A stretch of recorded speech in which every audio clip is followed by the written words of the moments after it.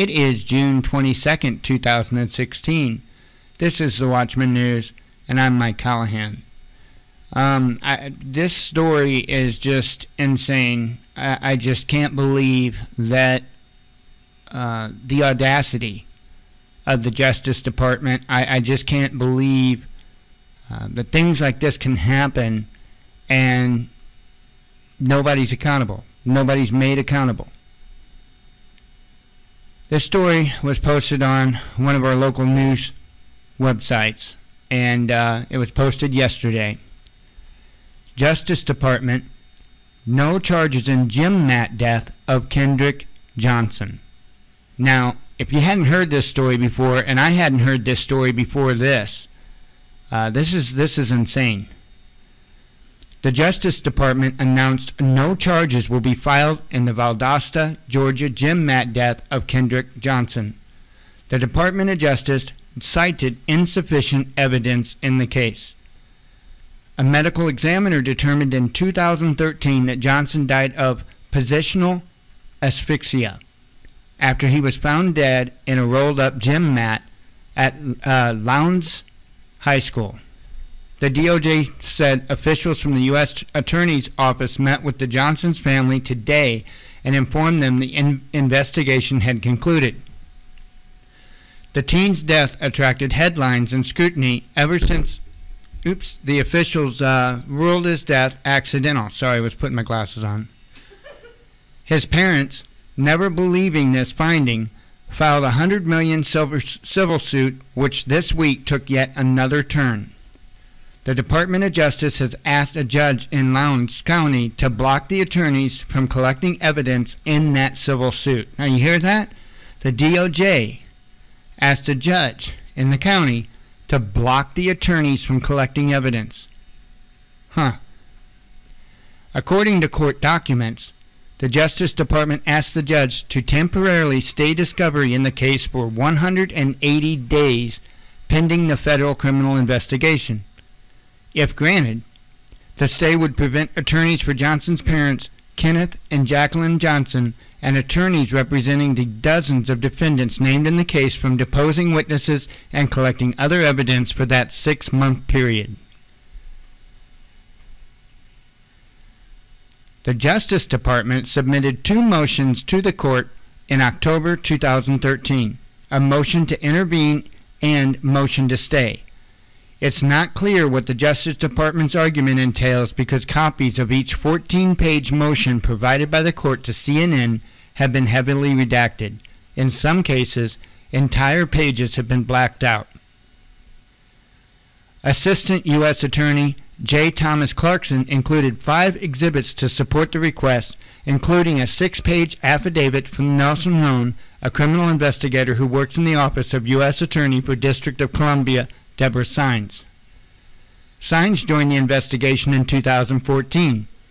Nearly all of the copy of Roan's affidavit that was provided to CNN has been redacted.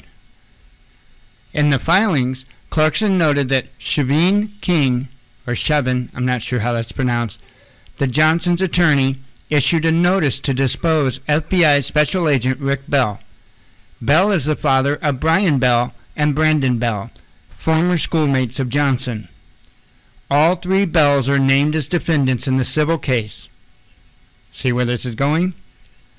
According to the Bell family's attorney, Bryce Ladson, the 3 received letters in 2014 indicating they're also the targets of the Justice Department's federal criminal investigation. Clarkson determined in his request to intervene in this case, it became necessary for the United States to intervene. In the lead-up to the Justice Department's filing, the parties argued over when and how to conduct depositions, and none have been conducted. On October 16th, Lowndes County Court issued a subpoena on behalf of the Bell family's attorney to the Atlanta offices of Twitter for information that would reveal names and locations of account holders connected to 23 Twitter handles. The subpoena also requested all tweets dating back to January 11, 2013, the day Johnson's body was found. Family allegations In the January 2015 civil lawsuit, the Johnsons claimed Kendrick Johnson was induced by a female student to go to the old gym at Lowndes High School on January 10, 2013.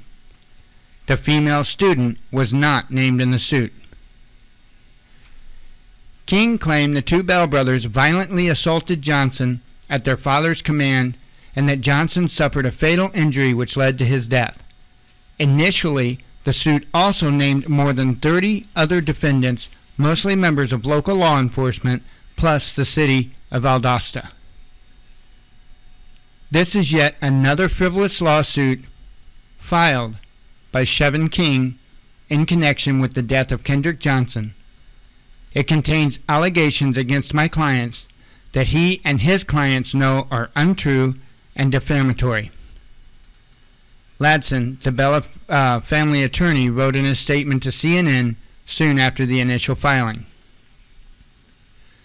Last year, Karen Bell, the boy's mother, defended her sons in the local paper.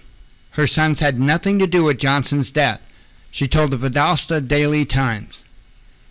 The paper also quoted Lieutenant Stide Johns from the Lowndes County Sheriff's Office as saying class records show that the oldest brother was out of town and the younger brother was at another part of the school when Kendrick entered the gym.